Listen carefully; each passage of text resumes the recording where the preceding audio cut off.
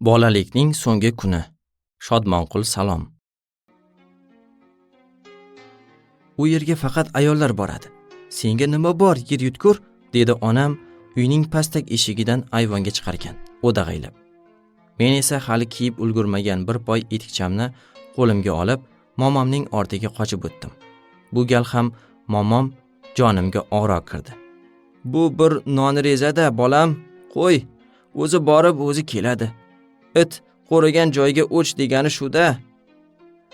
Onam to'ng'illagancha qulog'iga en solingan oq eshakni tandirning supasiga olib kelib to'g'riladi.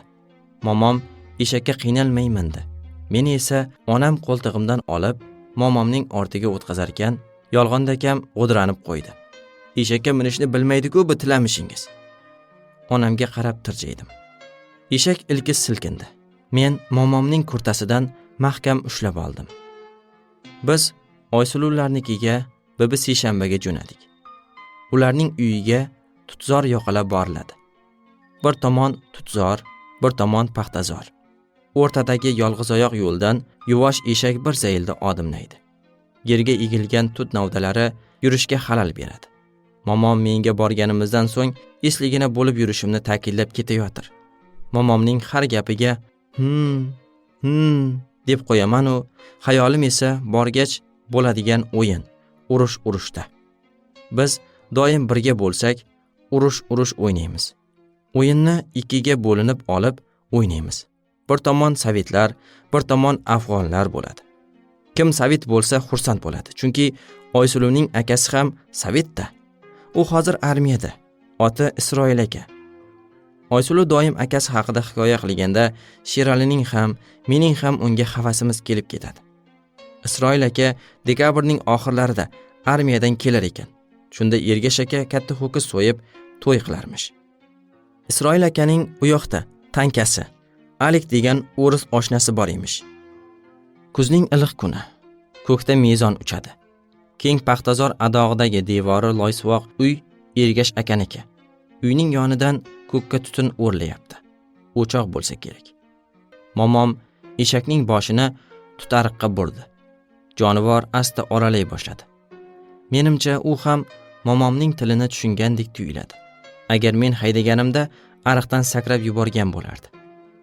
O'choqdan nariga qo'yni, momon kelyapti, tomog'ingni bosadi hozir, deya Zulfiya xola o'choq boshidan biz tomonga yura boshladi. Momom bu gal ham eshakdan tandir supasiga tushdi. Men esa yerga sakradim. Momom avval Zulfiya xola bilan, so'ng bolalar bilan bir ko'rishdi. Men esa Zulfiya xola qo'limdan tutib ko'risharkan, "Qani Tursun polvon, katta yigit bo'lyapsizmi?" dedi. Dedim va darhol bolalarga qo'shilib ketdim. Momom esa Zulfiya xola bilan uy tomonga yurdi. Bugun biz 6 kishi bo'ldik. Oysuluv bolalarni bo'lish uchun qo'lini orqasiga qilib tosh yashira boshladi. Topgan sovet, topmagan esa afg'on. Tosh yashirish guruhlardagi bolalarning soni tenglashguncha davom etdi. Men, Oysuluv, Ikrom afg'on bo'lib qoldik. Sovetlar esa Sherali, G'ayrat va Gavhar bo'ldi. Ular og'il tarafga ketdi. Biz esa uy tarafga burildik. Qo'limizda yog'och to'pponcha, eng zo'ri meniki. Otam esa bergan. Agon! Agon! Og'il tarafdan Sheralining ovozi eshitildi. Men tandirning panasiga o'tib oldim. Shu payt og'il tomondan hushyor bo'lib kelayotgan Sherali ko'rindi. "Tatat, Sherali, tatat, o'lding!" deb baqirib yubordim. Sherali "Voy!" dedi-yu, ko'ng uyimi tomon pakkaga yura boshladi. Qoidaga ko'ra o'lganlar pakkaga chiqib turadi. "Tatat, Ikrom, tatat, o'lding Ikrom!" Gavharning ovozi eshitildi. 2 kishiga 2 kishi qoldik. O'yin qizib ketdi. Kun tushga yaqinlashib qolgandi. Uyning yonboshidan Zulfiya xolaning "Oysuluv" degan ovozi eshitildi. Keyin esa o'zi ko'rindi. "Oysuluv, bu yoqqa kel qizim. Mana bu ovqatni Saltanat xolangga berib kel", dedi Zulfiya xola. Oysuluv menga "Yur Tursun, berib kelaylik", dedi. Men bosh irg'agancha unga ergashdim. Saltanat xola yaqinda farzandli bo'lgan. Hali chillali. Shuning uchun ko'pchilikka aralasha olmaydi.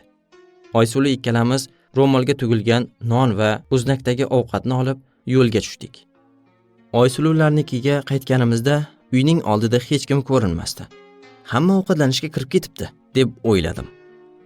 Oysuluvlarning o'zlari yashaydigan uyda ayollar o'tirishgan ekan. Biz to'g'ri shu uyga kirdik.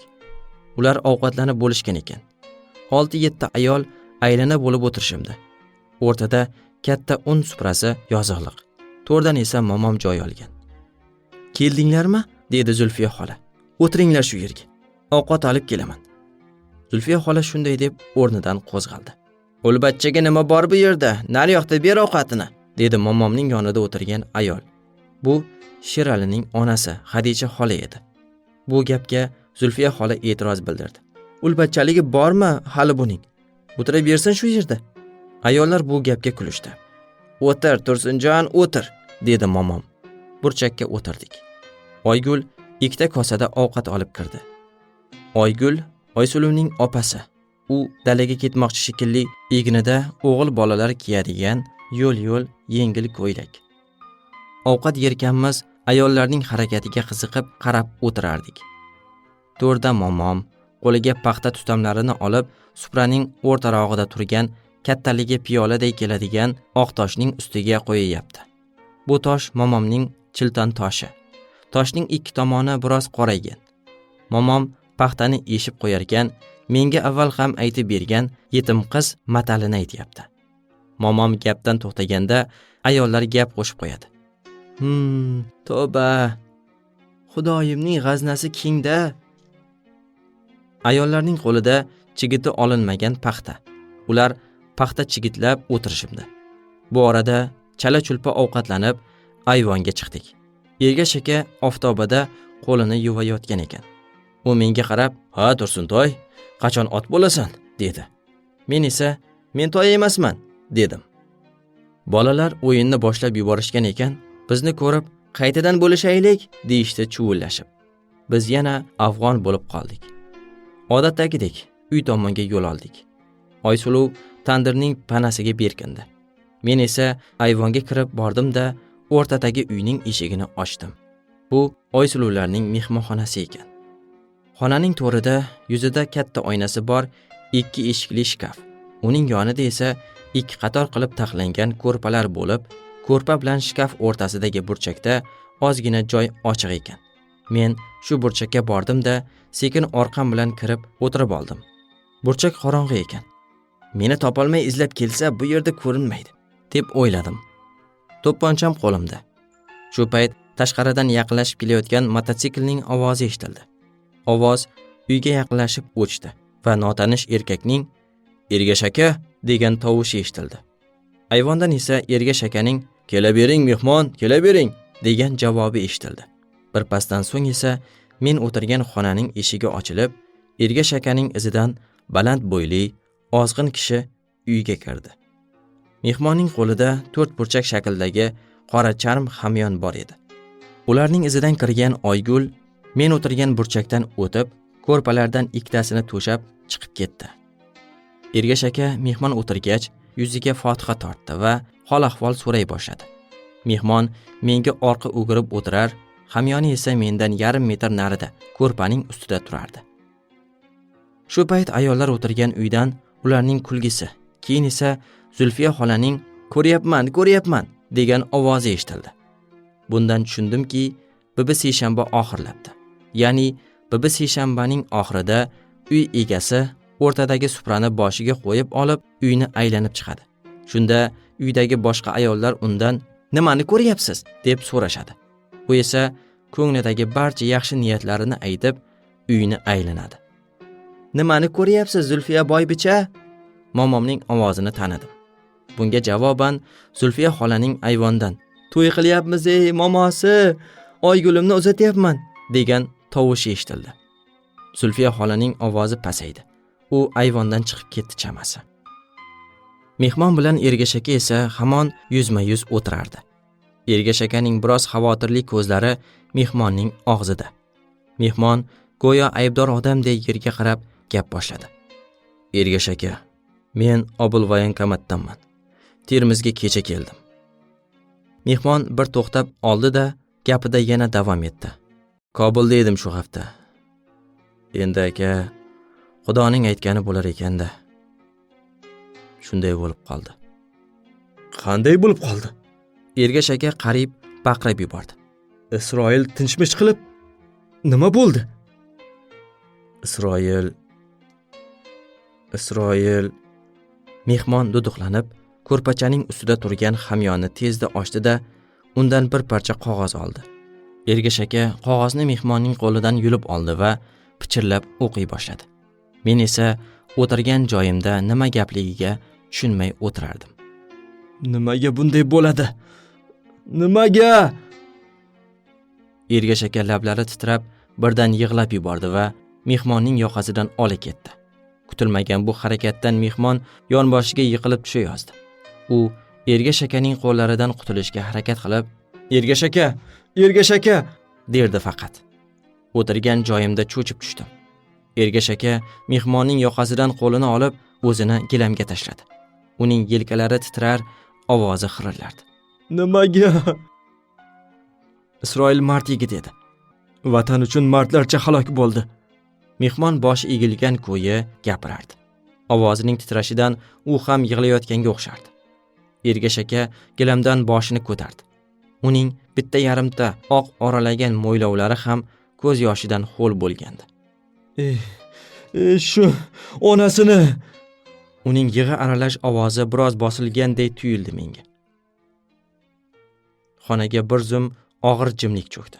Shu mahal uyning orqa tomonidagi derazadan boshiga supra qo'ygan Zulfiya xola ko'rindi. U to'xtab baland ovozda o'ziga o'zi gapirardi. Uning ko'zlari juda uzoqlarga qadalgandi. Isroilimni ko'ryapman. Yuzlari oyday bo'lib kelyapti. Isroilimga kelin tushiryapman. Kelinimning. Zulfiya xolaning ovozi pasaydi. Uyni aylanib ketdi. Mening esa uydan yugurib chiqqim keldi shu topda. Enasi eshitmasin, enasi. Ergash aka ko'zlarini artarkan qiynalib o'rnidan turdi. Mehmon ham o'rnidan qo'zg'aldi. Gilamning ustida esa haligi qog'oz g'ijim bo'lib yotardi. Ergash aka, endi peshonasida bor ekanda. Ertaga soat 12 da Termizga. Gapning davomini eshitmay tashqariga otildim.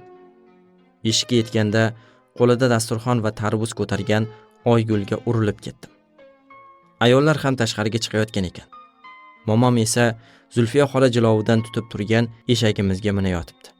Yugurib ayvondan chiqarkanman, og'il tomondan kelayotgan Sheralining "Tata, Tursun, o'lding! Urra, afg'onlar yengildi!" degan hayqirig'i eshitildi.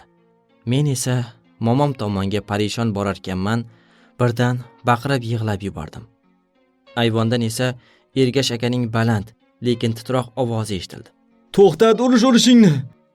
Ikkinchi o'ynaganingni ko'rmayin!" Zulfiya xola esa meni eshakka mindirarkan, ha deb ovutardi. "Yig'lama Tursunjon, yig'lama. O'yinda yig'lagan kal bo'ladi.